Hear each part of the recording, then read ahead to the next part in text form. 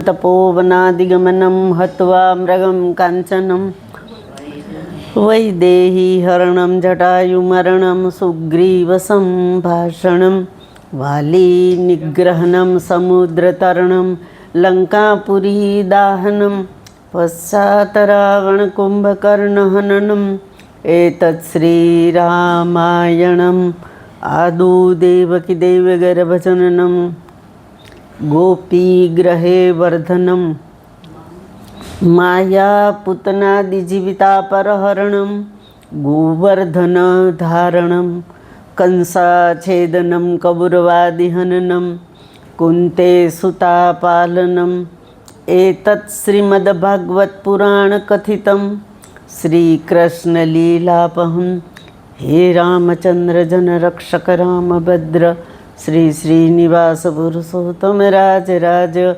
लोकेश विश्वभयसूदन मामनाथ संसार दुख गहनाथ रघुवीर रक्ष नान्यस्पृहा रघुपतेर्हृदयस्मदीये सत्यं वदामि च भवान् अखिलान्तरात्मा भक्तिं प्रयच्छ रघुपुङ्गवनिर्भरा मे कामादिदोषरहितं कुरु मानसं च अतुलितबलधामं स्वर्णशैलाभदेहं दनुजवनकृशानं ज्ञानिनाम् अग्रगण्यं सकलगुणनिधानं वानराणामधीशं रघुपतिवरदूतं वातजातं नमामि उल्लङ्घ्य सिन्धौ सलिलं सलीलं यशोकवहनी जनकात्मजाया आदाय तेनेव ददाह लङ्कां नमामि तं प्राञ्जलिराजनेयं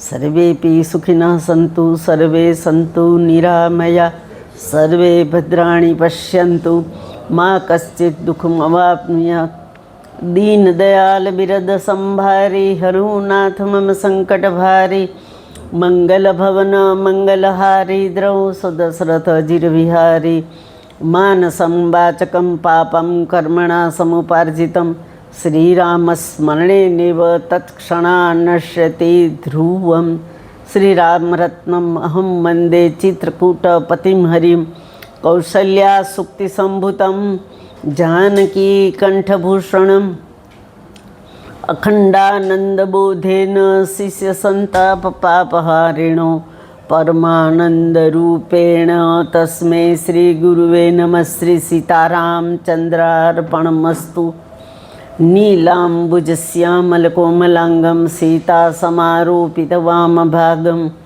पाणो महासायकचारुचापं नमामि रामं रघुवंशनाथं भवाब्धिपोतं भरताग्रदन्तं भक्तप्रियं भानुकुलप्रदीपं भूतात्रिनाथं भुवनाधिपत्यं भजामि रामं भवरोगवेदं लोकाभिरामं रणरङ्गधीरं राजीवनेत्रं रघुवंशनाथं कारुण्यरूपं करुणाकरन्तं श्रीरामचन्द्रं शरणं प्रपद्ये मनोजवं मारुततुल्यवेगं जितेन्द्रियं बुद्धिमतां वरिष्ठं वातात्मजं वानरयुद्धमुख्यं श्रीरामदूतं शरणं प्रपद्ये सखेति मत्वा प्रसभं यदुक्तं हे कृष्ण हे यादव हे सखेति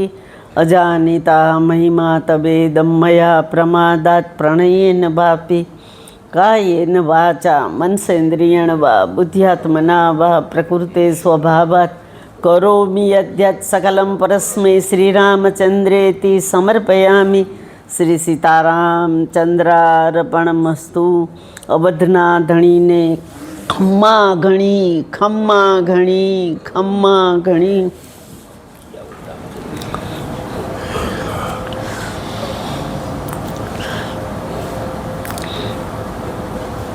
આજે આપણે ચોથા દિવસમાં પ્રવેશ કરીએ છીએ।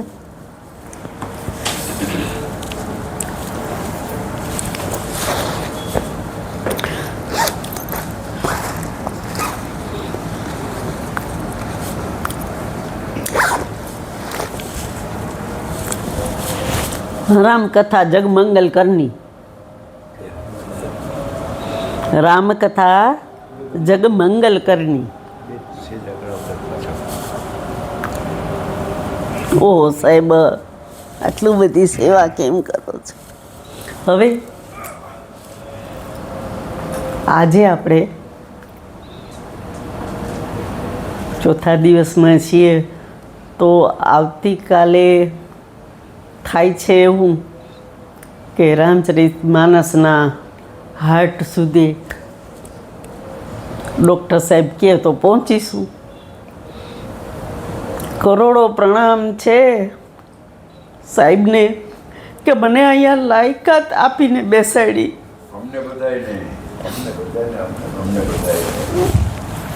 અને આ બધાય મને જે હૃદયપૂર્વક સાંભળો છો, એટલે પછી આપને સૌને પણ પ્રણામ.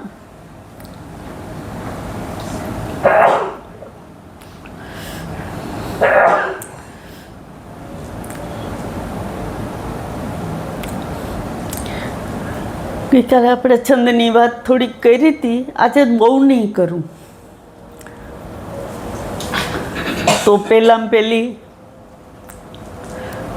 છંદની વાત સુંદરકાંડની જ કરી લઈએ કે સુંદરકાંડના 3 મંગલાચરણના છંદ છે, એનું મહત્વ કેવું છે?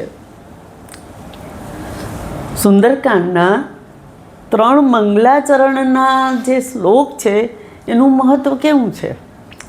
તો કે છે કે પહેલો શાર્દુલ વિક્રીડિત, પછી મંદાક્રાંતા, પછી માલિની. તો આનું મહત્વ શું?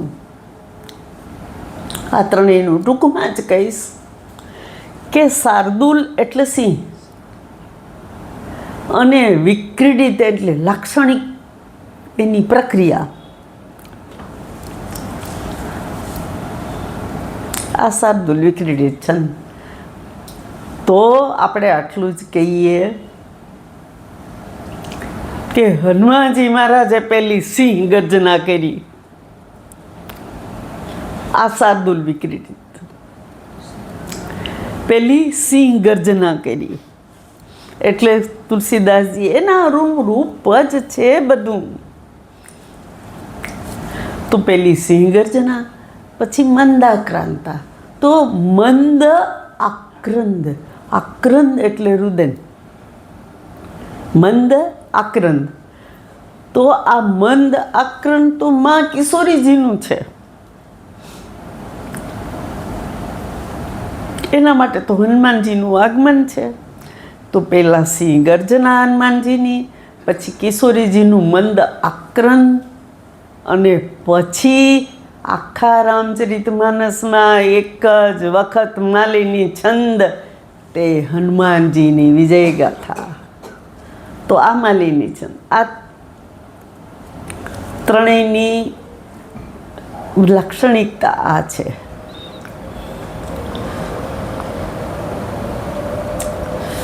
હવે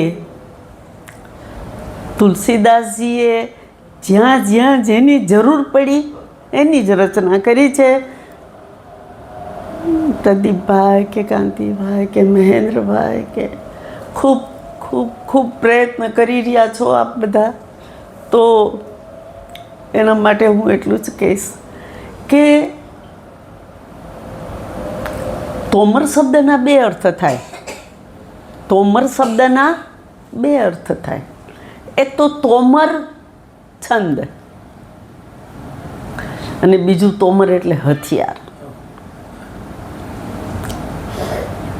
તોમર મુદગર પરસુ પ્રચંડા, આ હથિયારની સાથે આવ્યું. તો તોમર છંદ અને તોમર હથિયાર. હવે વિશિષ્ટતા, કોક આમ આપણી પાસેથી આ કોઈ લઈ લે ને મહામૂલ્ય, તો પછી આત્મહત્યા કરી નાખવાનું મન થઈ જાય.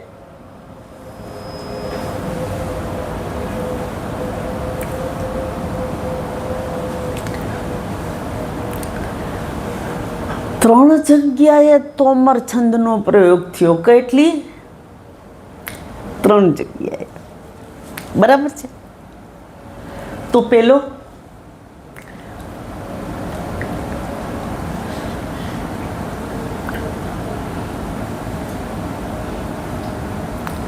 ખરદૂષણ ત્રીસરાની સામે નહીં, તો કોની સામે છે? પહેલો પ્રયોગ સુબાહ મારીચી. તો હવે આ પહેલો તોમર છંદ છે તે યુદ્ધમાં ખરદૂષણ ત્રીસરાની સામે, પછી બીજો તોમર છંદ રાવણની સામે, ઠાકુરનું યુદ્ધ.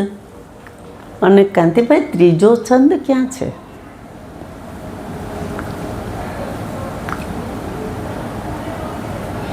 ત્રીજો તોમર છંદ ક્યાં છે? આ તો બે યુદ્ધના બરાબર જ છે તોમર છંદ, અને હથિયાર અને છંદ બે એક જ છે.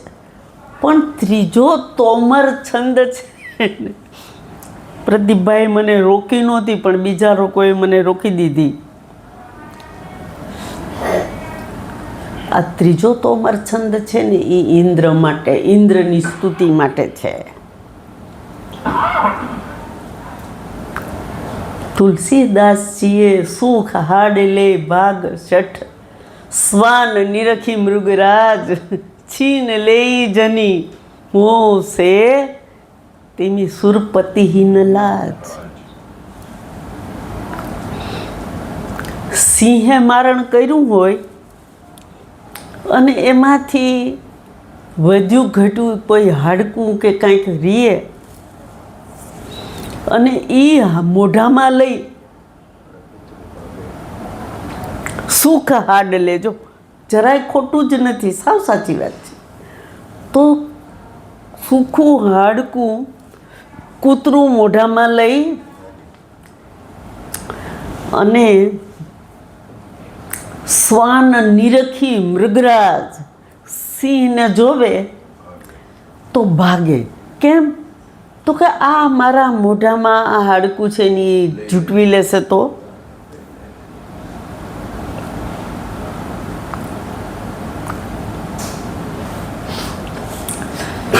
બે ત્રણ વાત જ આની કહે. તોમર છંદ એના માટે છે જ, અને વારંવાર કેવું ખોટું છે.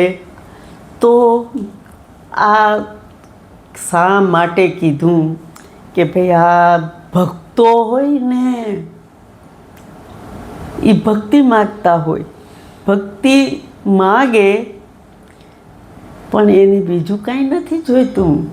પણ આ ઇન્દ્રને એમ થાય છે કે આ ભક્ત છે તો એને વિઘ્ન કરો, અને એ મારા મોઢામાં હાડકું છે એમ ઇન્દ્રાસન લઈ લેશે તો હું શું કરીશ. તો ભક્તો કોઈ દી ઇન્દ્રાસન માગતા જ નથી, એ પોસ્ટ છે, અને બેઠા પછી રિટાયર્ડ થવાનું જ છે.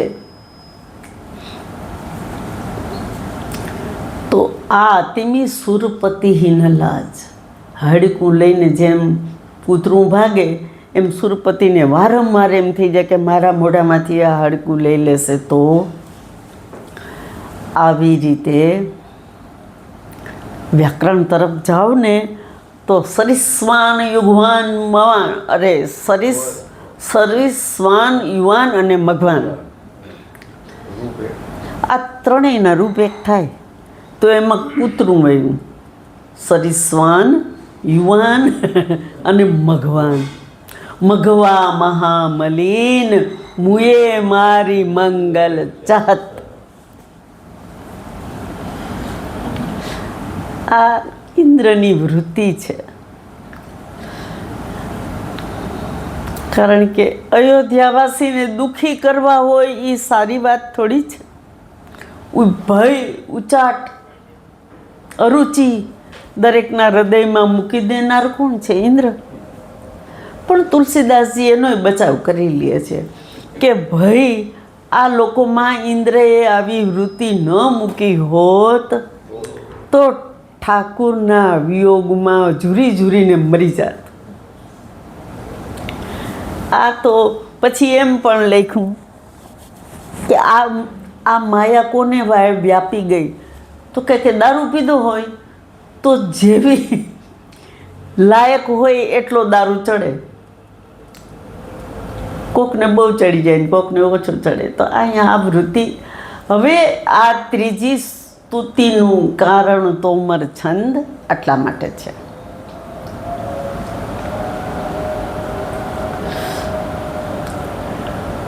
તો છંદ પછી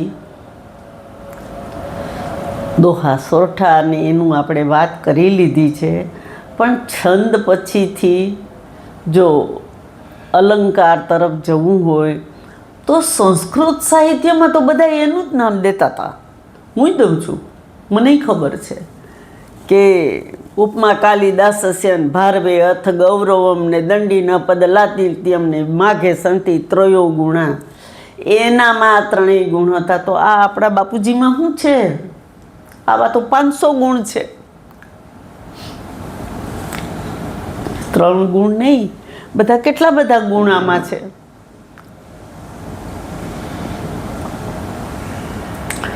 ઉપમા કે ઉત્પ્રેક્ષાની જ ખાલી વાત કરીએ આપણે તો જો સુંદરકાંડના ઉદાહરણ એટલા માટે દઈ દઉં બધાને મજા આવી જાય.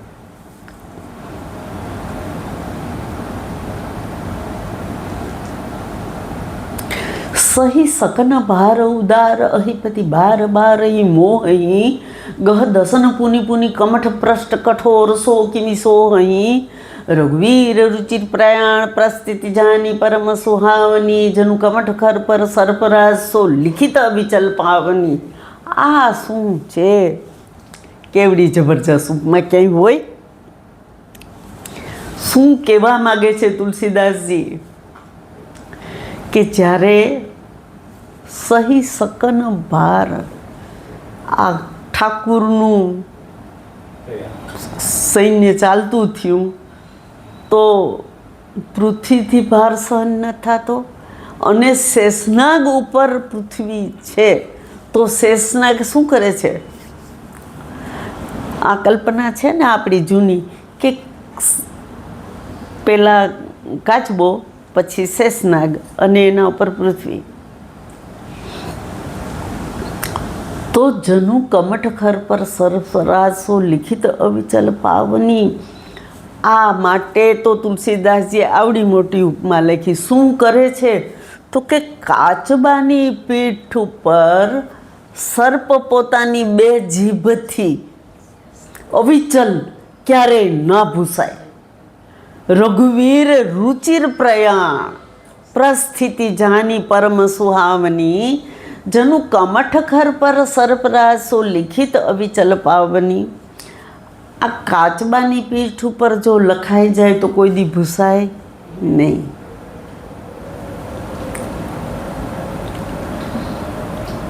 તો આ તુલસીદાસજીની ઉપમા ઉત્પ્રેક્ષા. હવે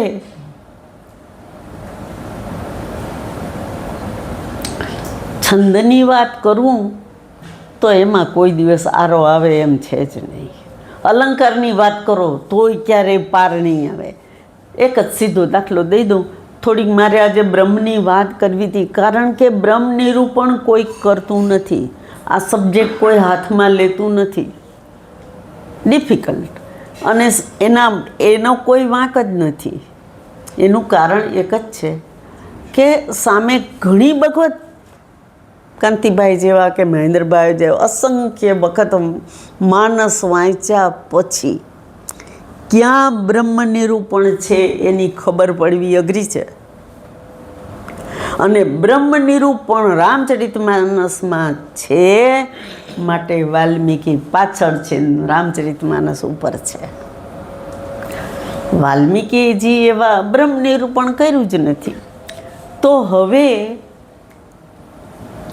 આપણે બ્રહ્મની એક જ સીધો ને સટ દાખલો દઈ દઉં. પવિત્ર કારણે આ જ છે મનુ શત્રુપાજીનું. નીલ સરોરુ નીલમણિ નીલ નિર્દર્શ્યામ લાજે તન શોભા નિરખી કોટી કોટી સતકામ. આ લખવાનું કારણ શું? જો આના જેવા છે, કે આ વિષ્ણુ જેવા છે, કે આ બ્રહ્મા જેવા છે, કે આ મહાદેવ જેવા છે, એવું નથી. વ્યક્તિગત કે હું તુલસીદાસજીને એ અલગ પોસ્ટ જ છે. તુલસીદાસજીનું બ્રહ્મ નિરૂપણ બહુ વ્યવસ્થિત અને સરસ છે.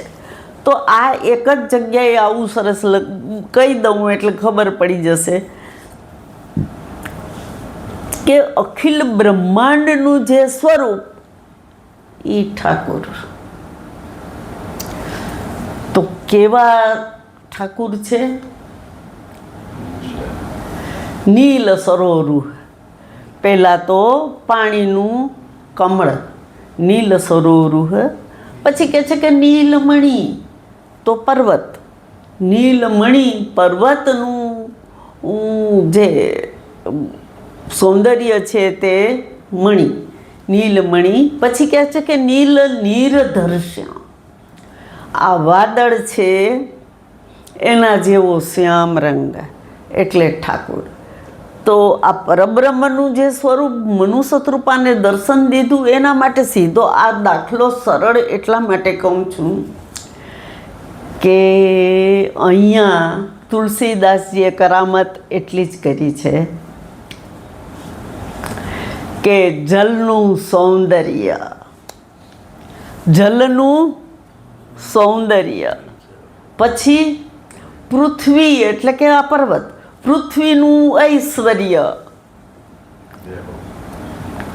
જલનું સૌંદર્ય, પૃથ્વીનું ઐશ્વર્ય અને આકાશનું માધુર્ય. સૌંદર્ય, ઐશ્વર્ય, માધુર્ય, આ ત્રણેય ભેગું કરો એટલે આ બ્રહ્મ સ્વરૂપ.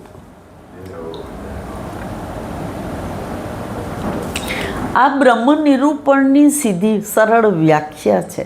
અને જ્યાં જ્યાં આવી રીતે તાતરામ નૈનર ભૂપાલા ભુવનેશ્વર કાલમ કરકાલા બ્રહ્મ નામય ભગવંતા વ્યાપક અજિત અનાદિ અનંતા ગોદિશ ધેનુ દેવિતકારી કૃપા સિંધુ માનસ્તંધાર, આ શું બતાવે છે?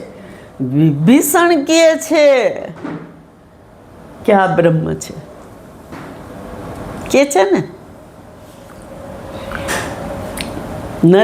તાતરામ નહીં નરભૂપાલા, એ કોઈ રાજા છે જ નહીં. તાતરામ નહીં નરભૂપાલા ભુવનેશ્વર કાલમ કરકાલા.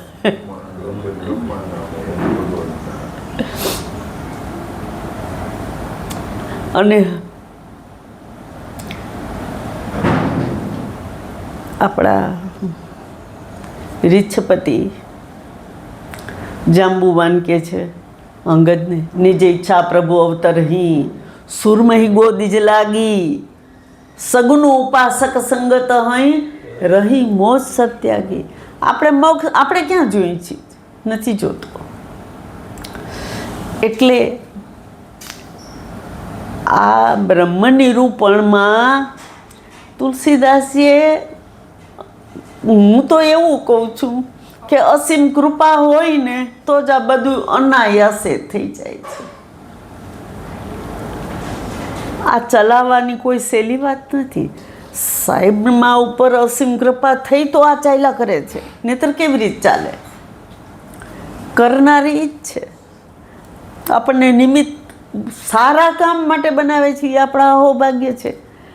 અને આપણા જન્મનું કારણ પણ આપણે સાર્થક કરીએ છીએ. તો નિજ ઈચ્છા પ્રભુ અવતરહી સુરમય ગોદી લાગી સગુન ઉપાસક સંગત રહી મોજ સત્યાગી. વાલિક્ય છે સોનયન ગોચર જાસ ગુણિત નૈતિક શ્રુતિ ગાવહી જીતિ પવન મન ગો નિરસ કરી મુનિ ધ્યાન કબૂક પાવઈ મોઈ જાની અતિ અભિમાન વસ પ્રભુ કહેવું રાખું શરીર અસ કવન સઠ હઠી કાટ સુર તરુ બારી કરે બબૂરી. આ કલ્પતરુની વાળ કોઈ દિવસ ન હોય. આ તો બાવળનું ઠૂઠું છે શરીર. તો આ બધી બ્રહ્મ નિરૂપણની રીતિ તુલસીદાસજીની. એટલે કહેવાનો મતલબ એ છે કે આજે થોડાક માનસના શબ્દો ઉપર જાય. મને પ્રદીપભાઈએ ધ્રુજાવી દીધી હતી એક વખત. એને મેં કીધું નહોતું.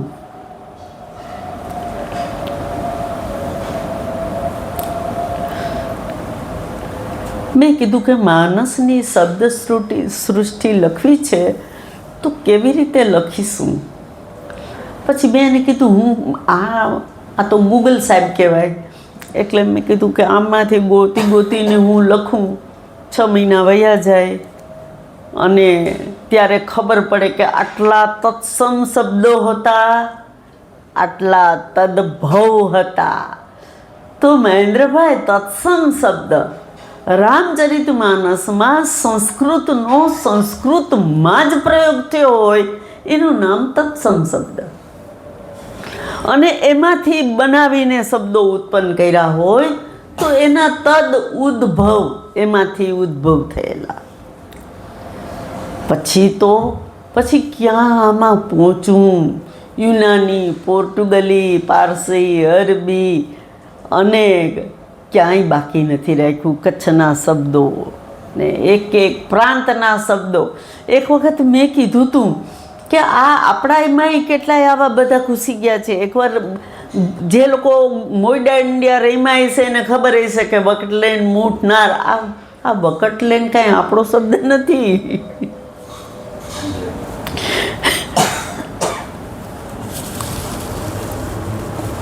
તો તુલસીદાસીએ આખા બધા જ પ્રાંતના શબ્દો લઈ લીધા છે, મરાઠી પણ લીધા છે. હવે આ શબ્દ પ્રયોગની વાત કરું તો આપણું આ એક સીધી વસ્તુ છે કે આટલી શબ્દ સૃષ્ટિ છે, પણ કયા શબ્દો કેટલી વખત પ્રયોગ કર્યા છે એનાથી અઘરું છે. એક જ વખત પ્રયોગ થયેલો હોય, 2 વખત થયેલા હોય, 5-10 વખત થયેલા હોય. આ માનસની શબ્દ સૃષ્ટિ.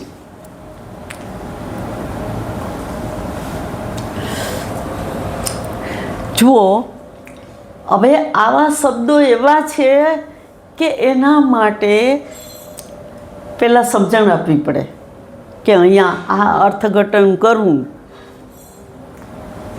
નવગયન રઘુવીર મન રાજ અનાન સમાન છૂટ જાની બન ગવન સુની ઉર અનંદ અધિકાન.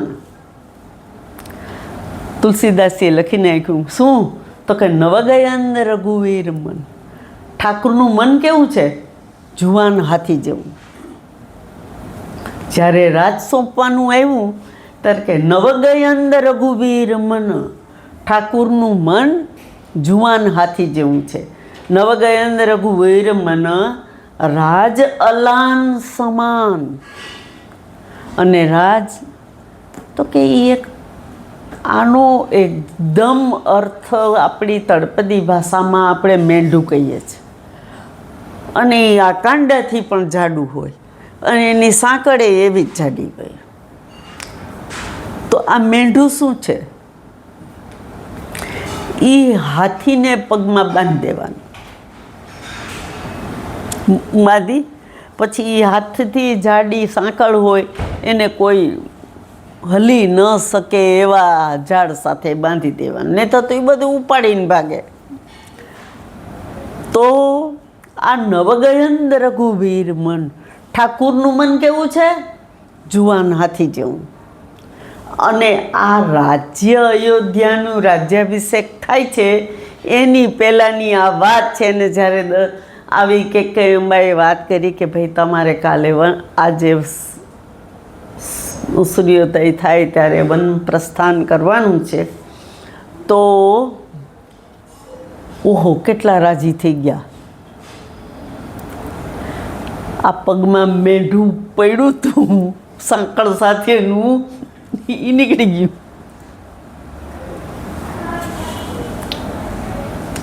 નવગયંદ રઘુવીર મન રાજ અલાન સમાન, છૂટ જાની બન ગવન સુની ઉર આનંદ અધિકાન. ખૂબ આનંદ થઈ ગયો કે આ તો અત્યારે જવાનું બીજું કામ બીજું છે અને આમાં બેસાડી દેવાનો કોઈ અર્થ નથી. તો અહીંયા એક વસ્તુ છે કે કૈકેયી અંબાની એક બહુ સરસ સૂઝ છે.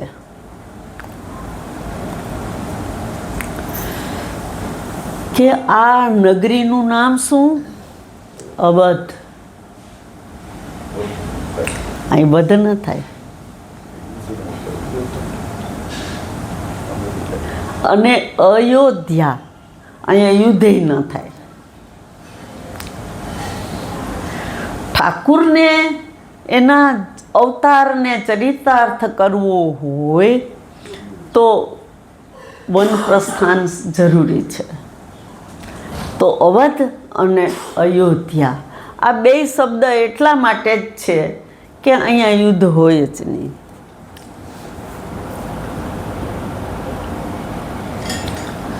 પછી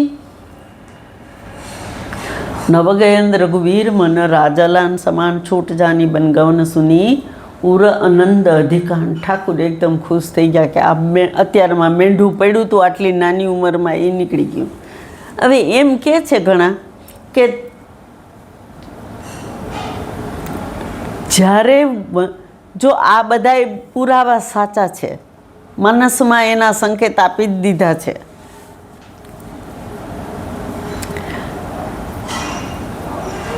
કે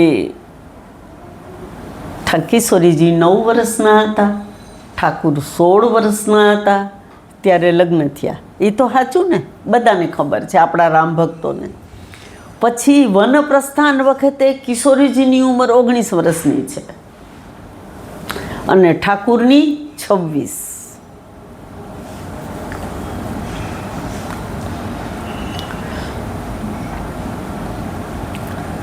તો નીકળી જાય છે આ અલાન શબ્દ રામચરિતમાનસનો ફક્ત એક જ વાર પ્રયોગ. હવે બીજો શબ્દ કહું, આવા ઘણાય બધા છે. બીજો શબ્દ કહું,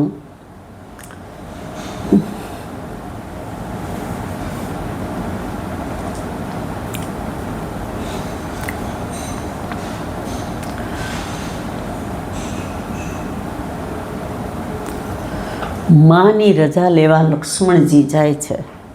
માની રજા લેવા લક્ષ્મણજી જાય છે. અયોધ્યા કાંડ જેવું વ્યવસ્થિત એકેય કાંડ નથી. 25 દોહા પછી છંદ પછી સોરઠો, ખાલી એક જ વખત નિયમ ભંગ નહીં. પણ તે અવસર, જો મેં એક વખત આ વાત કરેલી છે કે તે અવસર એક તાપસ આવા. આ કોણ છે? હા, સ્પષ્ટતા કરી દો, આ તુલસીદાસજી નથી. બે પ્રયોગ કર્યા. તુલસીદાસજી પોતે હોઈ શકે એક, અને બીજો પ્રયોગ હનુમાનજી પોતે. આ બે પ્રયોગોનું ભાષાંતર ત્યાં મૂકેલું છે. હા, એ તો સંતોએ કર્યું છે, પણ આપણે હવે પુરાવા આપીએ એના. આમાં છે એ પ્રમાણે પુરાવા આપી દઈએ કે તહી અવસર એક તાપસ આવા, તેજ પુંજ લઘુ વયસ સુહાવા. એ શું છે તો કે તેજ પુંજ, તેજનો ઢગલો છે. તેહી અવસર એક તાપસ આવા, તેજ પુંજ લઘુ વયસ સુહાવા. હવે આમાં આપણે જો ઠાકુરની સાથે ને સાથે રાખવા હોય તો તુલસીદાસજીનું મન વનવાસમાંય હશે ને બધે હશે. હનુમાનજી તો કિષ્કિંધા કાંડથી પ્રગટ થાય છે. પણ જો અહીંથી શરૂ કરવું હોય તો આ તેજપુંજનો અર્થ પહેલો જ લઈ લ્યો કે આ અગ્નિદેવ છે. આ અગ્નિદેવ છે ક્યાં સુધી ભેગો આવશે અગ્નિદેવ? તો બરાબર છે. ઉલ્લેખ એ રીતનો રામાયણમાં કર્યો હોય કારણ કે એક વખત પ્રેક્ષક ઉમેરો કર્યો હોય એવું એક મતાંતર છે. ના, ક્ષેપક કહેવાય.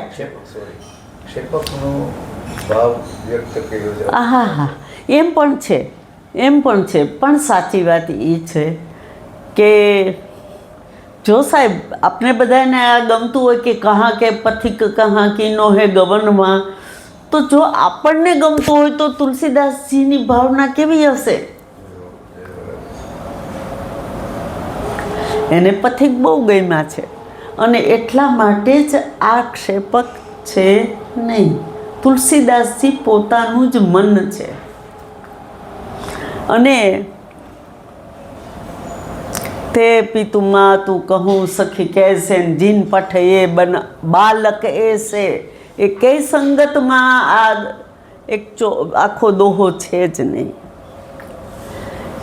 હવે અહીંયા આપણે એને અગ્નિ સ્વરૂપ કેમ કહેવા છે? અને જો સીધી વસ્તુ એ છે કે વાંચતી વખતે જે ધ્યાનમાં રાખવા જેવી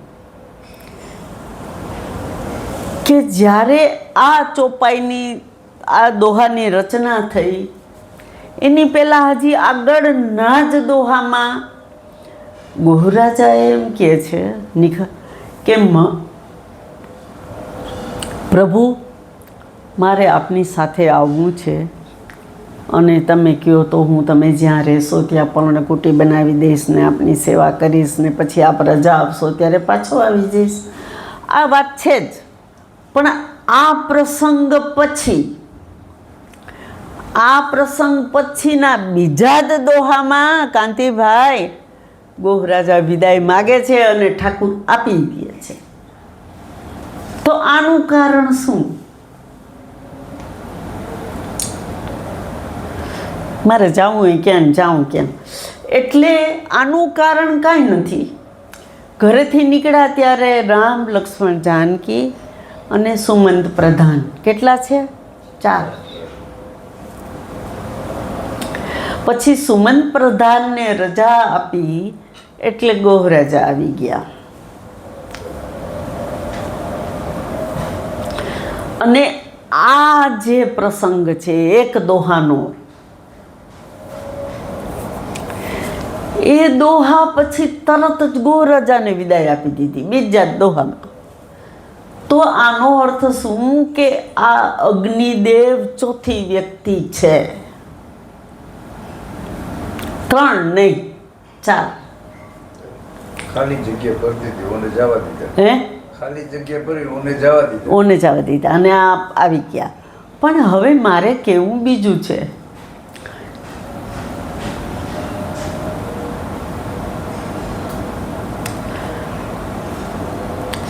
કિષ્કિંધા કાંડમાં સુગ્રીવ મળ્યા અને પાવક સાખી દેઈ કરી જોરી પ્રીતિ દઢાય કિન્ન પ્રીત કછુ બીચન રાખા લક્ષ્મણ રામચરિત સભાખા. તો અગ્નિની સાક્ષીએ અહીંયા મિત્રતા કરી. બરાબર. અને ટૂંકમાં એટલું જ કહી દઉં કે છેલ્લે જો એ અગ્નિ જ સાથે હતા તો અગ્નિદેવ સ્વયં સીતાજીનો હાથ પકડીને ઠાકુરને આપે છે કે જેવી રીતે ક્ષીર સાગરે ઇન્દિરાને વિષ્ણુના હાથમાં આપ્યા, જેવી રીતે હિમાલયે પાર્વતીજીને મહાદેવના હાથમાં અર્પણ કર્યા, તેવી રીતે અગ્નિદેવે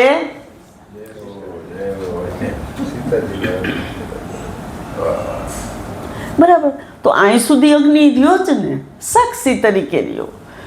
હવે ત્રીજી એક વસ્તુ વચ્ચે અધ્યાર હતી તે કહી દઉં કે એ કઈ ઠાકુર સ્વયં સીતાજીને કહે છે કે હવે હું નર લલિત લીલા કરવા માગું છું તો તમારું સ્વરૂપ અગ્નિને આપી દો. બરાબર છે. અને એ સ્વરૂપ બહાર પાછું જ્યારે અગ્નિ કસોટી થઈ ત્યારે આવ્યું. આ લક્ષ્મણ હું યા મર મન જાના.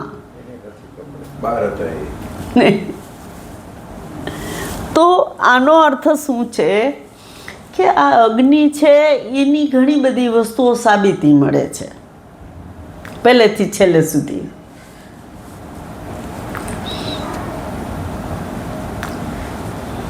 બેન, આ પ્રસંગ પછી 25 125 બદલે 126 155 151 75 76 એમ એ રીતે ક્રમ થઈ ગયો એ ક્રમ, છંદનો. હા, છંદનો એની ગણતરી એટલા માટે જ છે કે આ શું કહેવાય, અકલ્પિક આગંતુક વ્યક્તિ છે અગ્નિદેવ, કે કલ્પના નથી એ આમાં ઉમેરાઈ ગયા છે. માટે આખો ક્રમ તુલસીદાસી અને ક્ષેપક્ય છે એ વાત અલગ જ છે. ક્ષેપકમાં એટલું કહી શકાય આપણાથી કે જ્વાલા પ્રસાદજીની ટીકામાં જે કાંઈ ઉમેરાણા છે એને ક્ષેપક કહેવાય.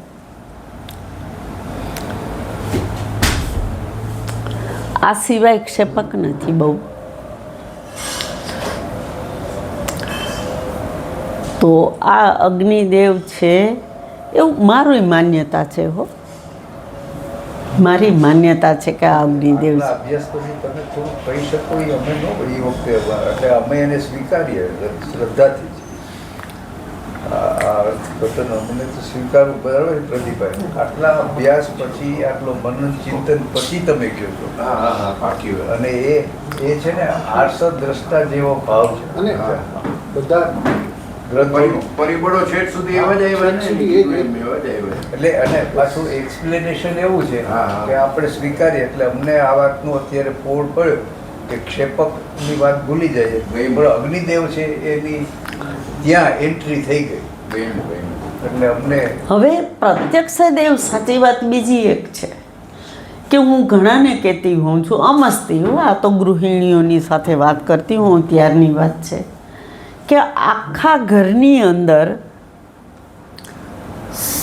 પવિત્ર સ્થાન ક્યું છે? આ રસોડાનું પ્લેટફોર્મ. કેમ? ક્યાંય અગ્નિદેવ એ સાક્ષાત છે અને અન્નદેવ એ પણ પ્રત્યક્ષ દેવ છે. તો આ બે અહીં છે, અહીંયા ઓનેસ્ટલી ઊભા રહીએ ને તો બધું સારું જ થાય.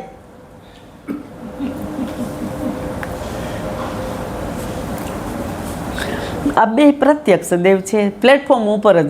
બાકી તો ખૂણામાં જાઓ ને સવાર સાંજ આરતી કરીએ ને સવારે પૂજા કરીએ એ છે. આ તો આખો દિવસ એનું જ થતું હોય છે. તો આ વસ્તુ હવે છંદની આલોચનામાં અને શબ્દ પ્રયોગમાં બીજો પેલો એ છે કે નવગયેન્દ્ર ગુવીર મન રામ રાજ અલાન સમાન છૂટ જાની બન ગવન સુની ઉરંદ આનંદ અધિકાન.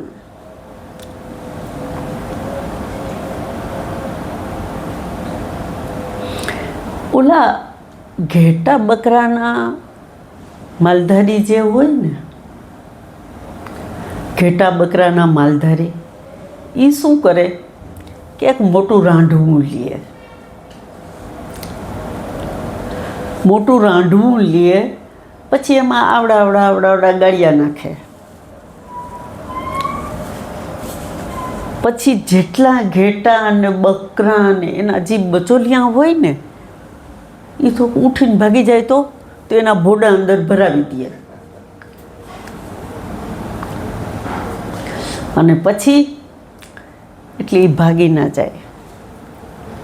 અને પછી ઓલો શું કરે, પોતે જે ખાટલો કે જે હોય ને કે કાંઈ ના હોય તો પોતાના પગમાં હાથે બાંધી દે એ રાંઢવું. એટલે ઓલું એકાદું આઘું પાછું થાય તો એને ખબર પડી જાય.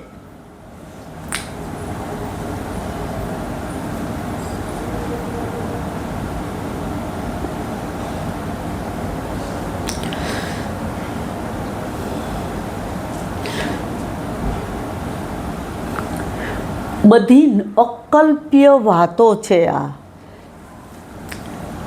કે આ બાગુર વિષમ તો રાય મનહુ ભાગ મૃગ ભાગ વસ. પહેલી વખત એ છે કે પેલું આ બાગુર શું છે, એક જ વાર પ્રયોગ થયો છે ને, તો આ બાગુર શું છે? કોણ આવું નવરું હોય છે?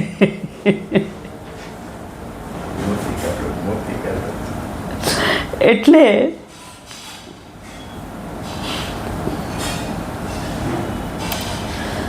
લક્ષ્મણજી માની આજ્ઞા લેવા જાય છે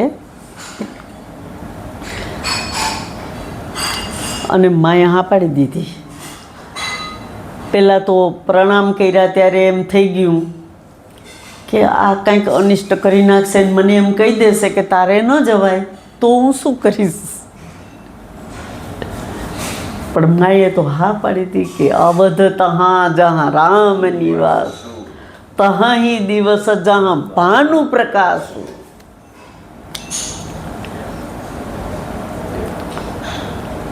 તારે જવાનું છે. તો આ બાગુર છે ને, એ આ બધા આટલા નાના નાના બચોલિયાઓને બાંધીને, ઓલો ભરવાડ કે જેમ માલધારી હતો એ બાંધીને બેઠો હતો, એમાંથી એકલું બોડું નીકળી ગયું અને જે ભાગ્યું પાછું વાળીને જોયું નહીં. માને આશીર્વાદ તો આ માએ તો આપી જ દીધા. ભૂરી ભાગ ભાજન ભયેવું, ભૂરી ભાગ બહુ બહુ બહુ નસીબ. ભૂરી ભાગ ભાજન ભયેવું, મોહી સમેત બલી જામ. હું તમારા ઉપરથી વારી જાઉં. ભૂરી ભાગ ભાજન ભયેવું, મોહી સમેત બલી જાઉં. જો તુમરે મન છાંડી છન, કિન રામ પદ ઠાં.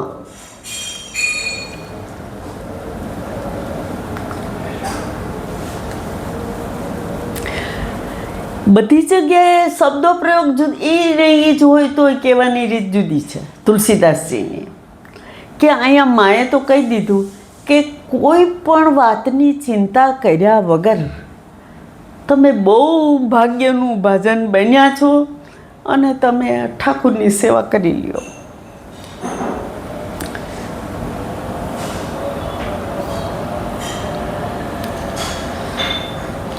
લક્ષ્મણજી આ બાગુર છોડાવીને ભાગ્યા, પાછું વાળીને જોયું નથી. અને એના માટે એક સરસ રામાયણની રચના થઈ ગઈ.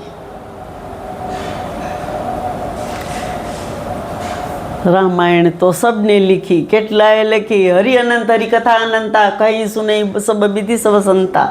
કેટલી રામાયણ લખાઈ ગઈ. એક સંતે એવી રામાયણ લખી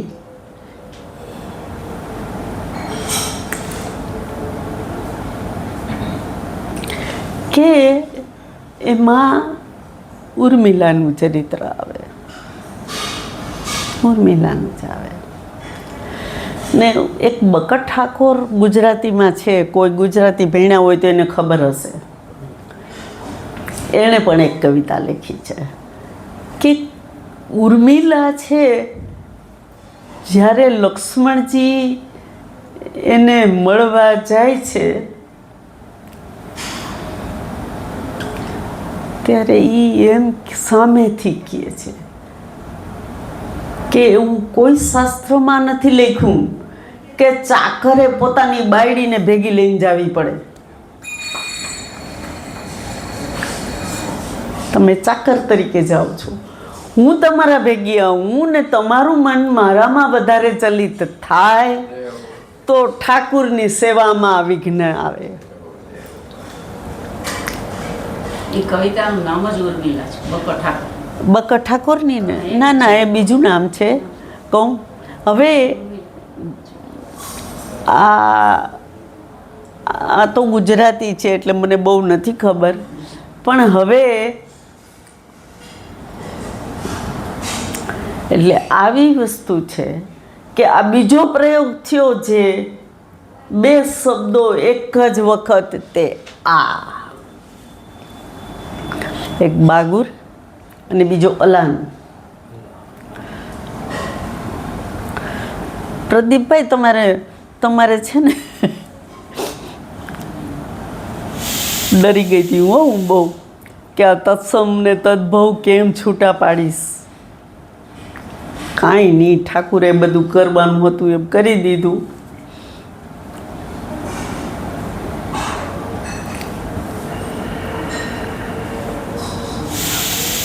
હવે એક બીજો સરસ પ્રયોગ કહું. એ આજે એટલા માટે કહી દઉં કે કાલે હું 5મા દિવસમાં આપણે પ્રવેશ કરીએ છીએ ને, તો આપણાથી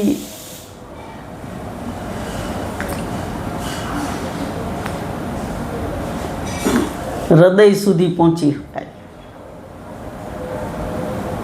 બરાબર છે?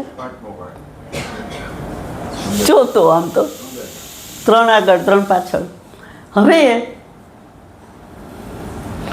તો અહીંયા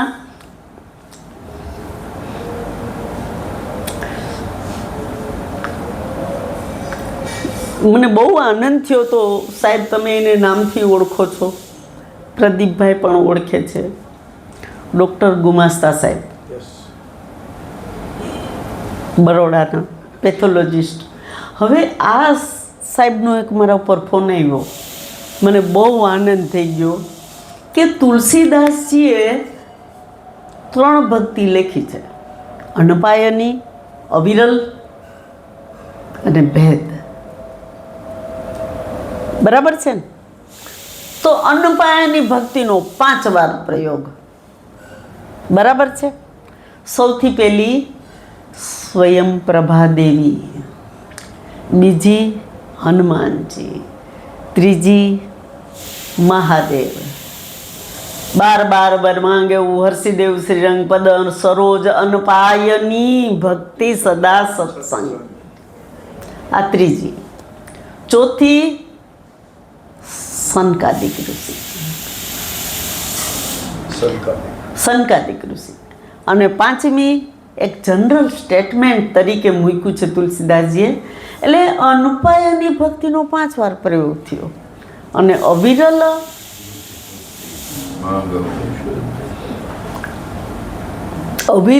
બધા જ ઋષિ મુનિઓ ને અવિરલમાં મૂકી દેવાના.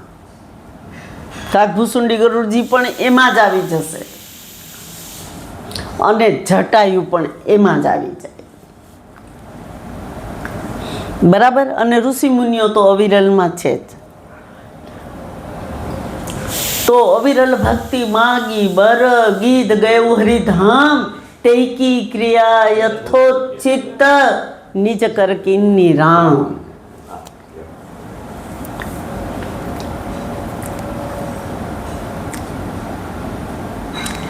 જુઓ,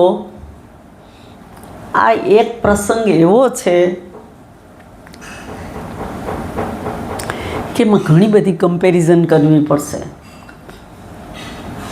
એમાં ગઈકાલે કે પરમ દિવસની ભાગવત કથામાં આવ્યું હતું કે ભીષ્મ પિતામહ, અને એમને બાણ સૈયા ઉપર જ્યાં સુધી સૂર્ય ઉત્તરાયણ ન થાય ત્યાં સુધી સૂઈ રહેવું પડ્યું. કારણ કે દક્ષિણાયન સૂર્ય હોય તો અસદગતિ થાય. આ એક માન્યતા છે શાસ્ત્રની. એટલે હવે અહીંયા આપણે શરૂઆત કરવી છે કે અવિરલ ભક્તિમાં કી બર ગીત ગયું હરિધામ તે કી ક્રિયા યથોચિત નિજ કર કિન્ની રામ.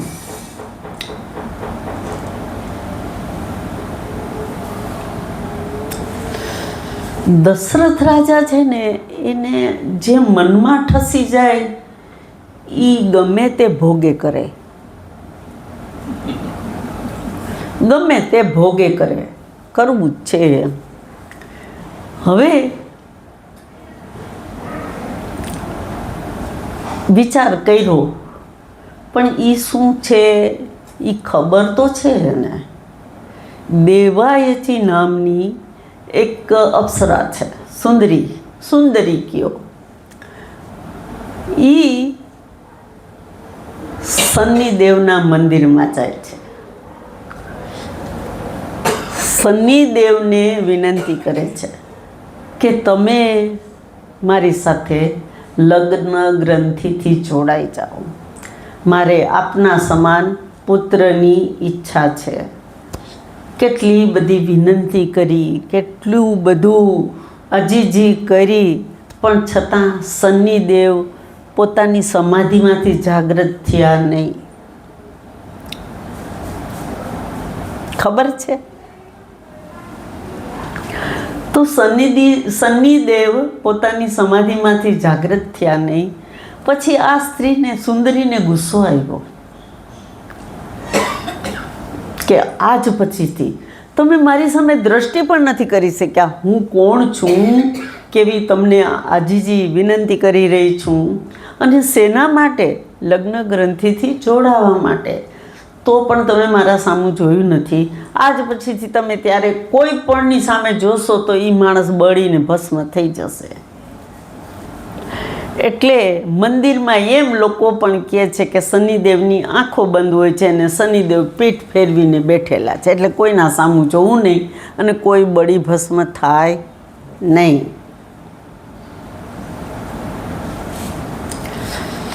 વાયગા છે કેટલા પ્રદીપભાઈ? 11:22.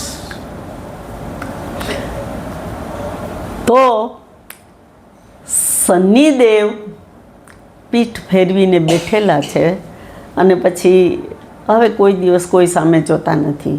દશરથ મહારાજાને એક વખત એમ થયું કે હું જાઉં.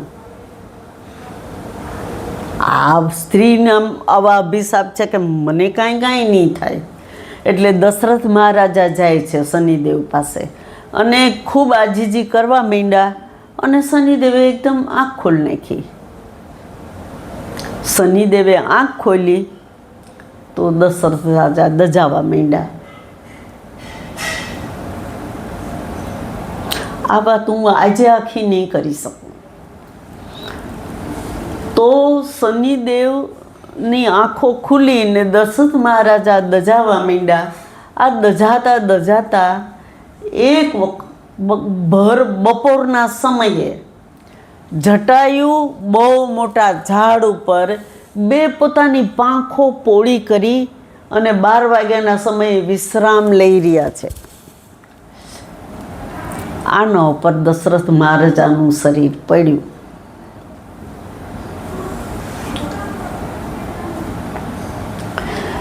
દશરથ મહારાજાનું શરીર એના ઉપર પડ્યું. જટાયુ એકદમ આરામની પળોમાં હતા અને જાગૃત થઈ ગયા અને એને એમ થઈ ગયું કે આ તો દજાય છે શરીરથી. એટલે એણે ત્યાં રાખ્યા. એની બહુ ડૉક્ટર સાહેબ છે એટલે એને કીધું છે કંઈક કેવી ટ્રીટમેન્ટ કરવી એમ. એને ઔષધિઓ ને વગેરે વગેરેથી એનું શરીર સ્વસ્થ કર્યું. પછી દશરથ મહારાજા જટાયુને કહે છે કે તમે હવે અયોધ્યા હાલો. હું તો તમારી પાસે બહુ રહ્યો, તમે મને સાજો કરી દીધો. હવે મારી એક વિનંતી છે કે તમે અયોધ્યા ચાલો. જટાયુ કહે છે કે અમારી પક્ષીઓની છે, અમને જ્યાં ફાવે ત્યાં જ રહેવાય. વસ્તીમાં અમારે આવવાની કોઈ જરૂર રહેતી જ નથી. પણ દશરથ મહારાજાએ ફરીથી બહુ જીદ કરી. એટલે જટાયુ અયોધ્યા આવ્યા. થોડાક દિવસ રહ્યા અને રાજ્યની મહેમાનગતિ માણી. ત્યારે એનાથી જટાયુ બહુ ખુશ થઈ ગયા અને દશરથ મહારાજાને કીધું કે તમારે ત્યાં 4 પુત્રો થશે. કેટલા? 4 પુત્રો થશે. દશરથ મહારાજ રાજી થઈ ગયા. એકેય નથી, એમાંથી 4. અને એનો જે પહેલો દીકરો છે ને તમારે જન્મે કે તરત મને આપી દેવાનો.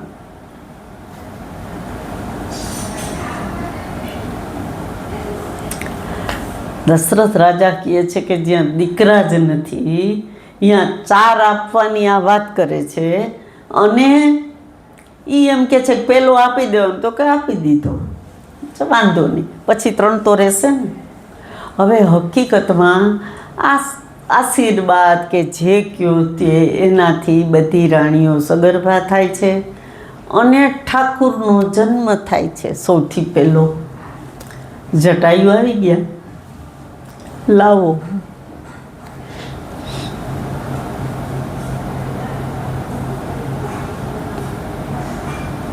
ચોથે પણ પાયવ સુતચારી. બ્રાહ્મણ તમે વિચારીને કંઈક માગો. મારી ચોથી અવસ્થા હતી ત્યારે આ દીકરો મળ્યો છે, એ ન લઈ જવાય. ત્યારે જટુ એવું કહે છે કે તો તમારું કંઈ નહીં ચાલે, હું લઈ જાઉં છું. બાળક ઠાકુરને લઈ અને જટાયુ ભાગે છે. તુલસીદાસજી આના અનુસંધાન કેમ કરીને આપ્યા છે એ કહું છું, ખાલી સંકેત. એટલે આ કોઈ એકેય વાત છે ને આમાં કોઈએ ઉમેરી હોય કે અસંગત છે એવું માનવાને કોઈ કારણ જ નથી. એક સીધો દાખલો દઉં, એ હું કહીશ જ્યારે આવશે પ્રસંગ ત્યારે, કે એમ કહેવાય છે ને કે મેઘનાદનું મૃતક શરીર ક્યાંય પડે તો પ્રલય થઈ જાય. તો તુલસીદાસજીએ લખ્યું છે કે માથું છે ને ઠાકુરની છાવણીમાં ગયું, અને ગિરધર કૃતમાં એનો જવાબ પણ છે જ કે સરભ નામના વાંદરાએ કેચ કરી અને મૂક્યું. એટલે અધર જ છે શરીરનું મસ્તક. હવે એ પણ લખ્યું છે કે જ્યારે મેઘનાદનો દેહાંત થયો ત્યારે એના આખા શરીરને હનુમાનજી ઉપાડીને લંકામાં લઈ આવ્યા અને અધર લટકાડી દીધું ગેટ ઉપર. સાચું સાચું છે બરાબર? નીચે નથી મૂક્યું ને? તો શરીરના 3 ભાગ થયા, તો ત્રીજો હાથ.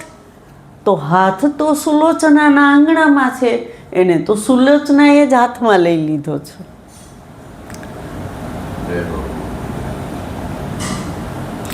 એટલે કહેવાનો મતલબ એટલો જ છે કે આ એકેય કથા રામચરિત માનસના આધારે જે કાંઈ છે એ અસંગત નથી જ નથી. હવે જટાયુ બાળક રામને લઈને નીકળી જાય છે. પછી ત્યાં લઈ આવ્યા પછી ફળના રસથી ને એમ આ બાળકને એમ પોષણ આપે છે, અને પછી એને એમ થયું આ તો પરબ્રહ્મ છે.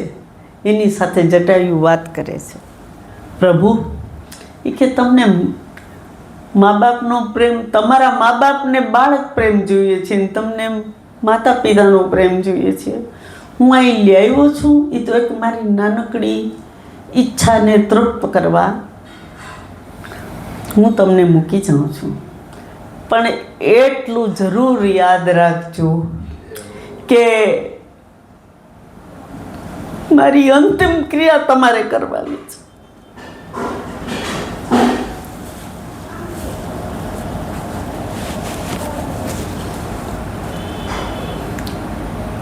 તો અવિરલ ભક્તિ માંગી ભરો ગીત ગયું હરિધામ, તે કી ક્રિયા યથોચિત નિજ કર કિન્ની રામ. હવે આ 2 મૃત્યુની અહીંયા આપણે આ કથા છે એ આટલે સુધી જ લઈએ, પણ ભીષ્મ પિતામહ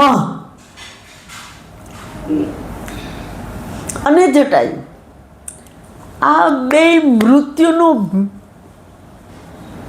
વિશિષ્ટતા શું છે, અને બંને મૃત્યુના માટે કઈ વસ્તુ વધારે સારી છે, કઈ ઉતરતી છે, એ આપણે આવતીકાલે કહીએ છીએ.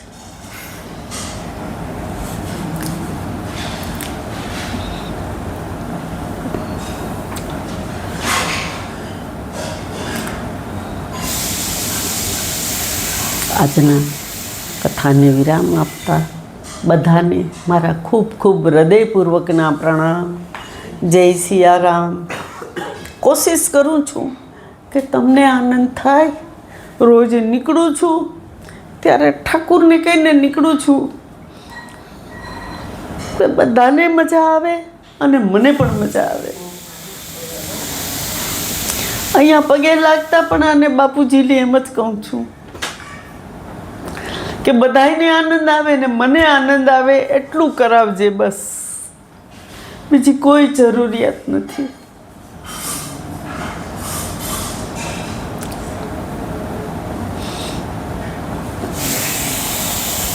આજના બધાને જય સિયારામ, પ્રણામ.